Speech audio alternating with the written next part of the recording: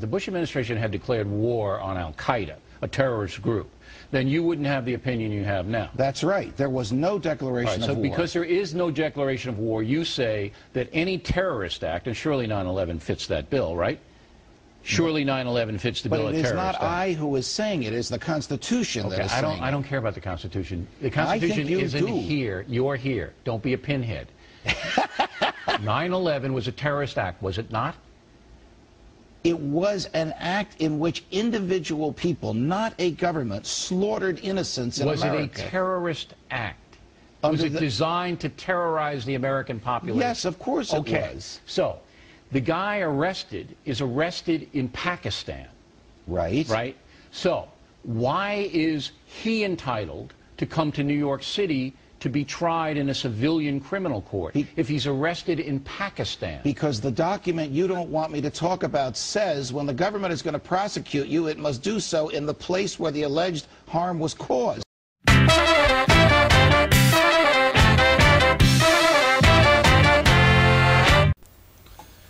Sadly, you just heard Bill O'Reilly of Fox News correctly, asserting that he does not care about the Constitution, and that for bringing up the Constitution, libertarian constitutionalist and legal analyst for Fox News and former Superior Court judge of New Jersey, Andrew Napolitano, is a pinhead. That's the sort of insightful commentary you can get from Bill O'Reilly. The standard and general reaction from the right wing has been pretty much at that level in response to President Obama's decision to give a civilian trial to Khalid Sheikh Mohammed and the other suspected terrorists involved in the 9/11 conspiracy. Perhaps the most outrageous article I encountered on a right-wing website was published in the Weekly Standard by Thomas Joscelyn, in which he spouted a bunch of juvenile attacks against the American Civil Liberties Union, referring to them oh so cleverly as Al-Qaeda's Civil Liberties Union, and ending by proclaiming this courageous organization to be Al-Qaeda's useful idiots. The various fallacies he presents are truly immense, and I will have a link to the sidebar, link in the sidebar, for your perusal of the article.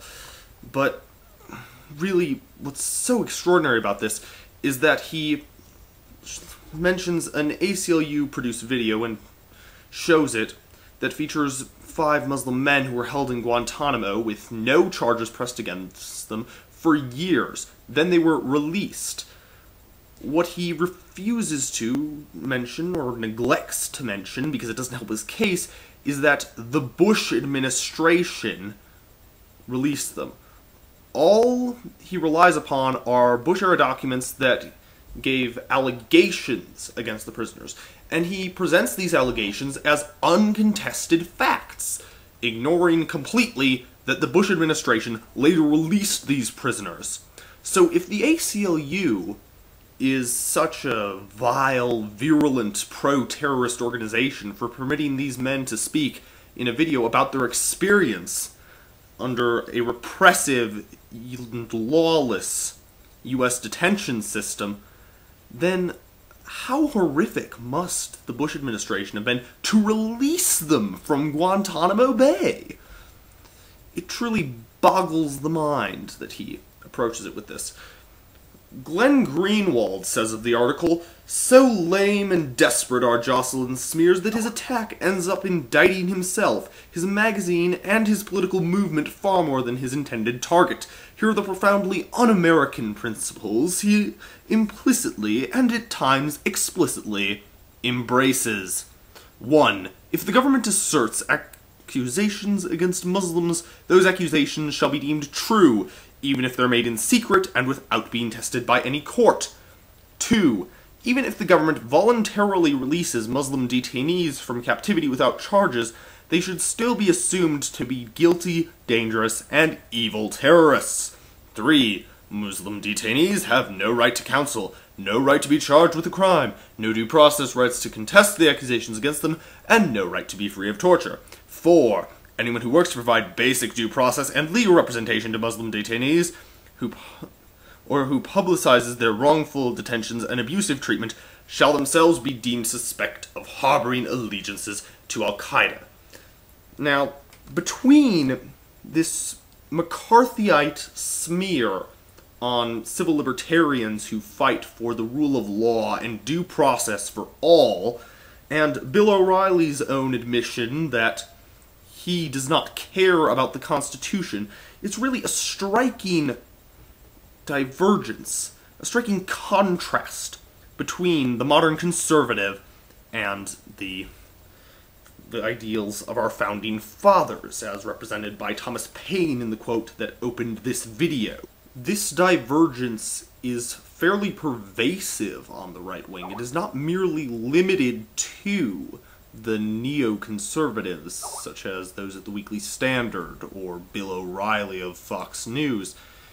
It even extends to seemingly, at one point, libertarian Republican Rand Paul, son of anti-imperialist and anti-war Congressman Ron Paul. He stated in a press release on November 19th, "Foreign terrorists do not deserve the protections of our Constitution. These thugs should stand before military tribunals and be kept off American soil. I will always fight to keep Kentucky safe, and that starts with cracking down on our enemies." His press release continued, "Dr. Paul believes in strong national defense and thinks military spending should be our country's top budget priority. He has also called for a constitutional declaration of war with Afghanistan." Well, it appears there's very little hope for the right wing when it comes to restoring commitment to the rule of law. Furthermore, almost every definition of terrorism of which I'm aware defines it largely on the basis of the attempt to strike fear and terror into the hearts of the victims and or enemies. Well, in this case, aren't the right wing so terrorized that they are willing to give up the principles on which this country was founded? And in that case, aren't they the ones capitulating to terror, even though they accuse the Democrats and the ACLU of being the surrender types? But I've spent enough time in this video on the right-wingers who have attacked and maligned this decision. It's time to address the Obama administration, specifically Eric Holder and Barack Obama. Well, testifying before the Senate, Eric Holder was trying to walk on two sides of the issue. He was attempting to justify this largely on a basis of the rule of law, and he used the same sort of rule of law rhetoric I presented to you previously to address right-wing criticism. At the same time, he was attempting to do this within the multi-tiered show trial system of justice that he and President Obama are setting up here. Because they're going to only grant trials to those people they know they can convict. The rest are going to either be placed before military commissions, or they're not going to be tried at all and are going to be held in indefinite detention. But the most objectionable part of this is that they have something which is known as, post-acquittal detention powers. I mean, it's the very definition of a show trial that even after one is acquitted, one can still be detained by the government. In other countries, they're perfectly willing to try terrorists under their own laws. It's what was done in Britain, it's what was done in India, it's just what happens with terrorism in most countries that are civilized. Here, however, we have a massive controversy over it, and the controversy ranges from not giving them trials at all to giving them show trials. only far-left radicals like Glenn Greenwald and the ACLU and the Center for Constitutional Rights go so far as to think of such crazy concepts as due process of law. Why is this such an extreme position that is not even on the table in this country? Why, if we call ourselves the land of the free and the home of the brave, are we so cowardly that we will let our fear of terrorists prevent us from obeying the basic principles of freedom?